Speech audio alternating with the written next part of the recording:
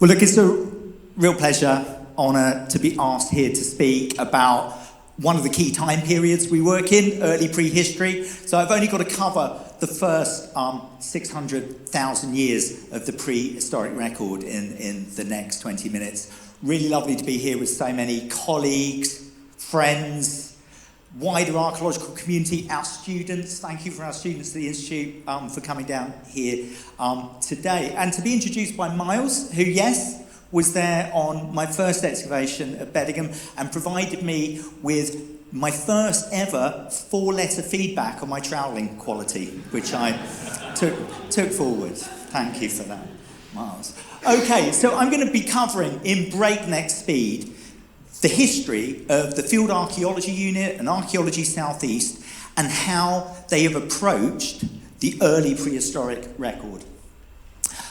Get my thanks out the way right at the beginning. Really want to thank all of my Archaeology Southeast colleagues, the field workers, our GeoArc team, our management, especially John Sygrave, Jim Stevenson have done so much to support the practicalities, and to Lou as well for giving us so much support in this area over the last 15 or so years. Also, everyone else who has inputted into developing our practice and developing our specialism. Also want to thank Robin Holgate, Darryl Garton, Andrew Woodcock, Simon Parfitt, Martin Bates, who I've spoken to in putting together this presentation. First of all, from a geoarchaeological early prehistoric background, I think we can start to really define what Southeast means. There's been a lot of fuzziness about what Southeast means. It's Southeast Britain, Southeast England. Well, I'm pretty clear in my mind what that Southeast means from a geoarchaeological point of view. So there's a map of southern Britain. There's a red line demarcating the Cretaceous geology. Cretaceous geology and the synclines preserving the Paleogene of the Lambeth Group and the London Clay. Basically, if you can understand a corridor of the topography and geology through any part of this, going through, say, the coastal plain, through the South Downs, through the lower Greensand into the centre of the Weald, you can understand the processes and geoarchaeology and sedimentary environments anywhere within that region. I think we have expertise and competence to work within that red line. I was really interested to see that we'd actually worked in Devizes, because I think, that's kind of stepping outside of that region. The Wash, Cambridgeshire, the Fens, that would be stepping out of that region. Maybe North Norfolk, I don't know. But this is the region in which we have developed expertise. If we look at the mapping of superficial geology, any geology that's less than 2.7 million years, but mainly a million years, this is where you can find really significant early prehistoric archaeology. You can find it in plenty of other places outside of it, but this is the key area. These are the sediments that we develop expertise in and that we are trying to find the archaeological record in. This is a map of early prehistoric sites. You can see the southeastern region is particularly rich for a number of historical and geological and logical reasons. And you put that into perspective and you see once you move out of the southeastern region, the number of significant early prehistoric sites drops off. So we are really well placed and have always been really well placed to approach this important part of the record. So now getting into the history, if we go back to 1974 and we want to pick out the really significant early prehistoric sites in the region, I picked out a mapping there. These have been documented from 1859 onwards. In the succeeding 50 years, we've probably doubled the number of internationally significant early prehistoric sites, Paleolithic and Mesolithic, within that region. Most of these have come not from research, they have come from contract, developer-funded archaeology. That's really, really a big, significant change. So let's benchmark ourselves back in 1974 and track that history of early prehistoric research through the field unit. We've already had a really good introduction to Peter Druitt and his importance in developing the field unit. He was also very important in supporting an approach to early prehistoric research. Of course, he didn't do it on his own, and it's important to to look at and consider the people who were supporting this process and everything that they brought with them. So, of course, we've heard about Geoffrey Wainwright, and Jeff Wainwright will become important later in supporting the Boxgrove project and continuing to support the Boxgrove project, but also at the Institute, Mark Newcomer, Joan Sheldon, Martin Bell, Chris Stringer, not at the Institute, but a contemporary of Peters and others at UCL, and of course going on to do so much to support early prehistoric archaeology in the Paleolithic in Britain. This only works if it works as a community. This only works if contract archaeology is supported by independent scientific specialism, is supported by curators at a county level, at a national level through Historic England. We could see embryonically with the Department of the Environment relationship how that could work and the research focus that was put in place to drive the response to development. Peter's interests were not necessarily in early prehistoric archaeology, but he knew its importance. We can see that in the West Heath excavations, one of the very early projects, and how he dealt with the Mesolithic land surfaces and potential Mesolithic features under the barrows there. 1974 is also very significant because it's the year the archaeology at Boxgrove is discovered by Andrew Woodcock and Roy Shepherd Thorne, written up in Andrew's PhD thesis and his BAR. We're going to see how that discovery collides with the Institute of Archaeology less than 10 years later, but it's an important point in southeast England and Sussex's history. If we want to benchmark the impact of the setting up of the Field Archaeology Unit, we can look at the Sussex archaeological collections and the number of publications focused on early prehistory. And we can see that from 1974, there's a little bit of a flurry of activity. You can pick that up in number of articles per year. It drops off until the turn of the century, when the Chris Butler effect kicks in. And Chris Butler at the turn of the century is doing lots and lots of publication, and then it kind of ticks along. So actually, there's a big impact in SAC publications, but it does tail off quite quickly. What that doesn't take into account is how little there had been before the field unit had started, and you can actually see that effect far more clearly if you actually group those publications by 5-year periods. So here's 1959, 1974, a bit of a tailing off, the Butler effect, and then a bit of a picking up in recent years.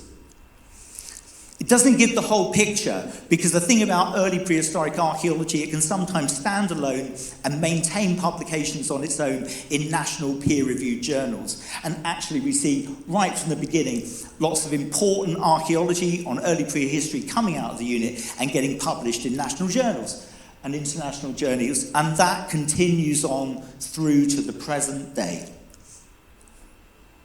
We've also got important publications coming out in monographs, right from the very beginning.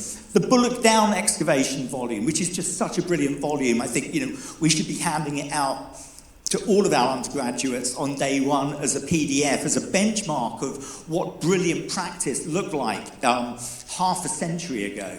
And absolutely shows that commitment to rapid publication, multi-period handling of a big environment. There isn't much early prehistory in there. It's covered. There isn't much, but that's because they simply didn't encounter any. They were looking for it.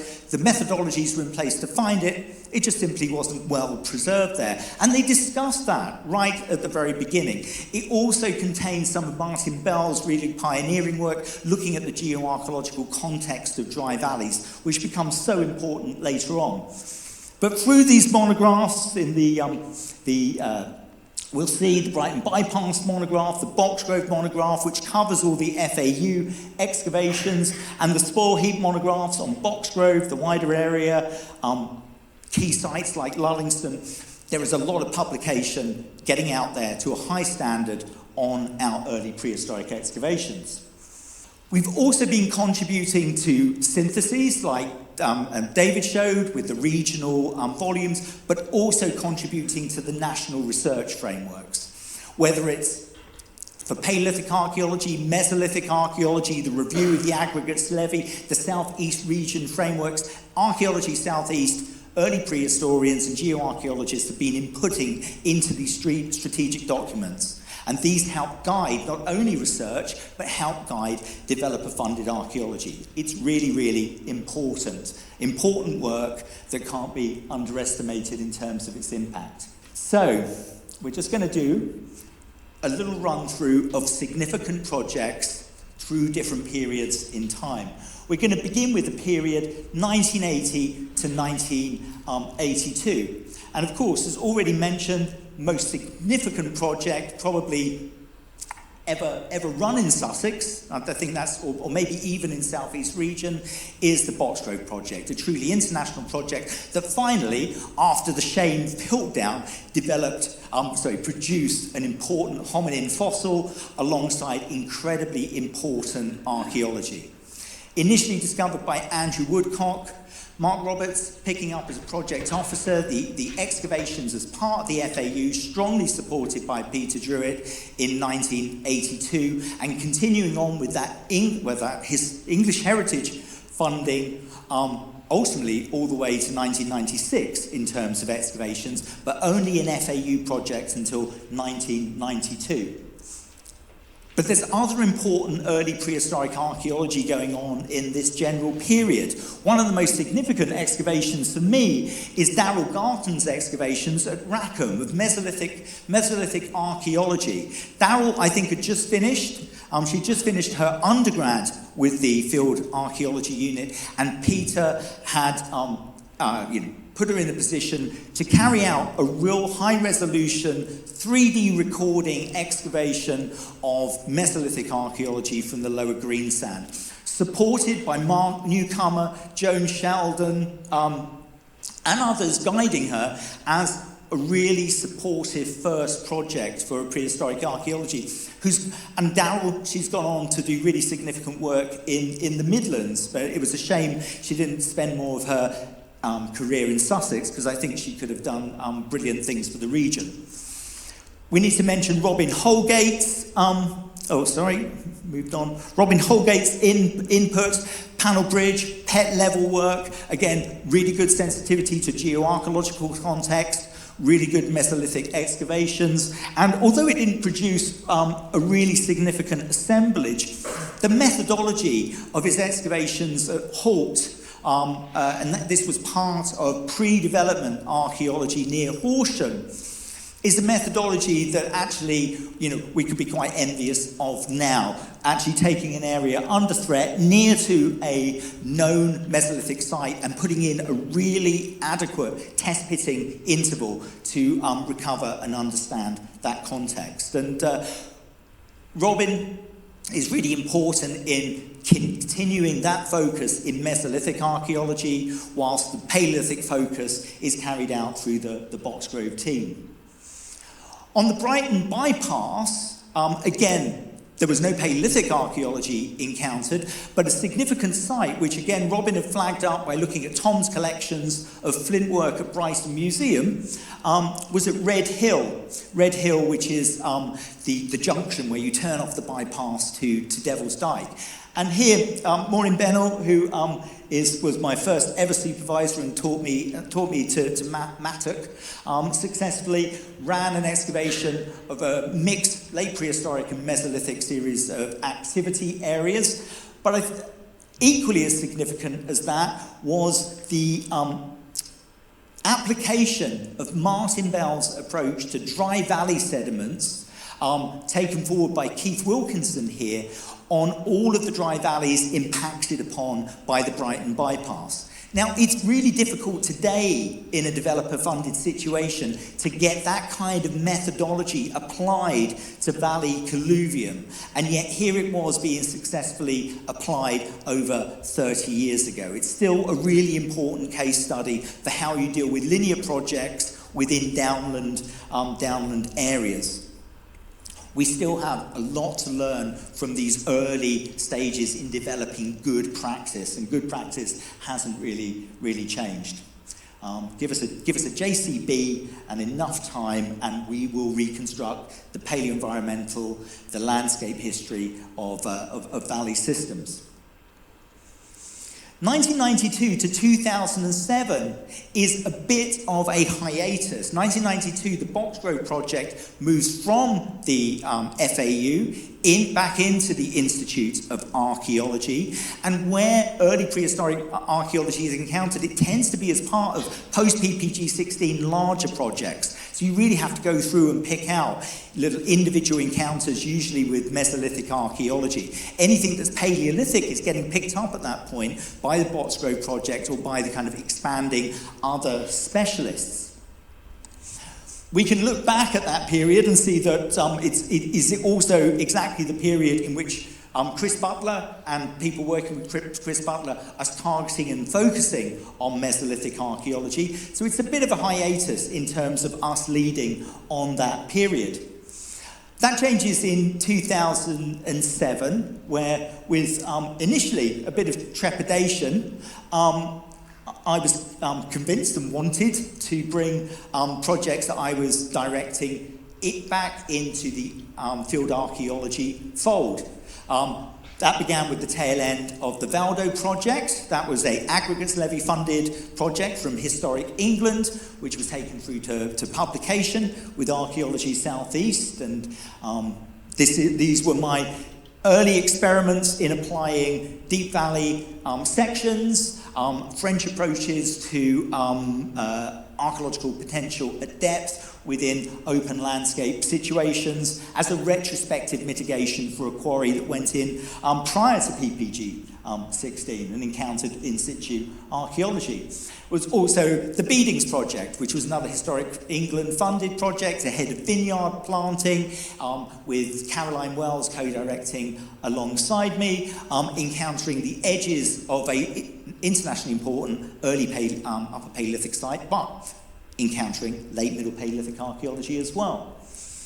2010, the economic crash, the ending of the aggregates levy fund, it was a bit of a headwind to try and get Paleolithic assessment, geoarchaeological assessment routinely in our practices.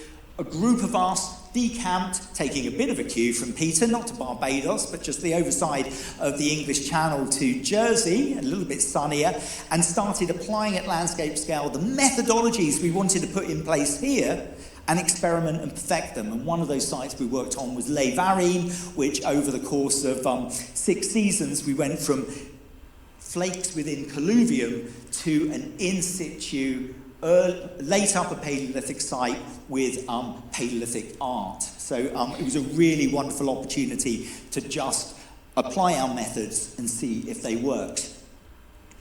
A similar example was Wynnum Farm in Hampshire, where, again, iterative evaluation, different phases of test pitting produced and constrained an important Middle Paleolithic site. Batchild Stones Farm, working with Letty Ingray, big landscape scale housing development within really well-preserved Lurse lands, test pits, deep test pits, long-running sections, documenting, capturing the entire record. And Letty's excavations at Maritime Academy, probably the most significant large-scale focused Paleolithic assessments beyond Boxgrove within the region, turning up an internationally important Lower Paleolithic, very early Middle Paleolithic site. You can see the third biggest hand axe from Britain out on display amongst our other finds. These are a significant progression in methodology, bringing what we've learned as a discipline over the last 50 years, what French archaeologists working in very similar landscapes the other side of the English Channel have learned, and applying them sensibly to the British landscape.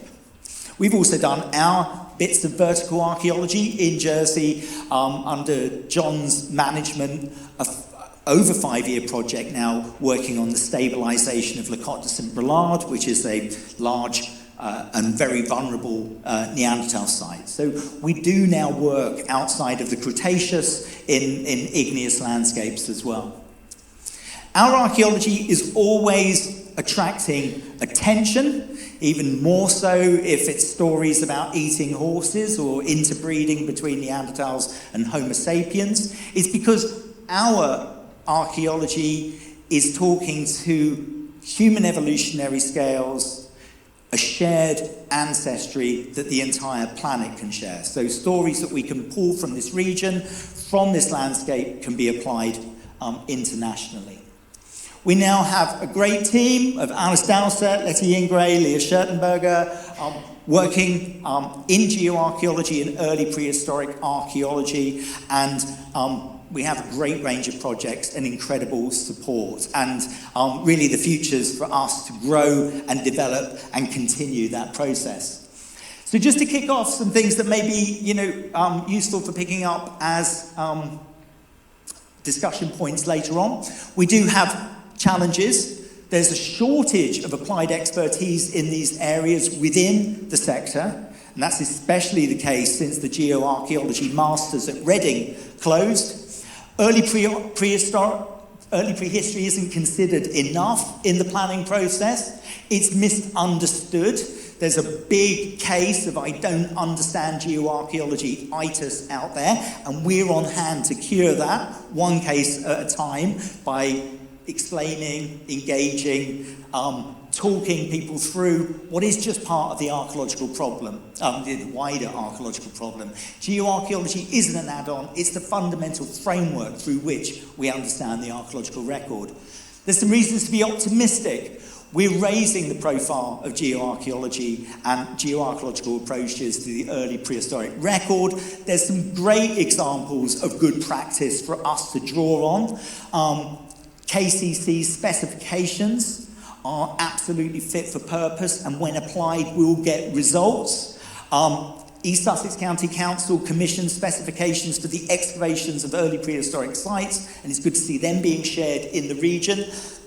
We have an amazing example to draw on. It's not ours, it was Oxford Archaeology's excavations at Coomhaven near Bexhill, where you had the county, the client, external academic expertise, and a really expert team, multidisciplinary team, pulling an incredible record out of a landscape because they were allowed to think for themselves and apply the techniques that worked. And we're expanding our team and our aspirations, and it's a really exciting time to be doing early prehistoric archaeology in this region. And the next 50 years are absolutely for us to grab and for us to succeed in, and for us to shape. With so much legacy, with so much expertise, it's easy to think it's all been done. But one thing I'm starting to realise in quite a panicky way over halfway through my career is it's actually all out there to find. We've just got to apply the methods and work together to make it happen. Thank you very much.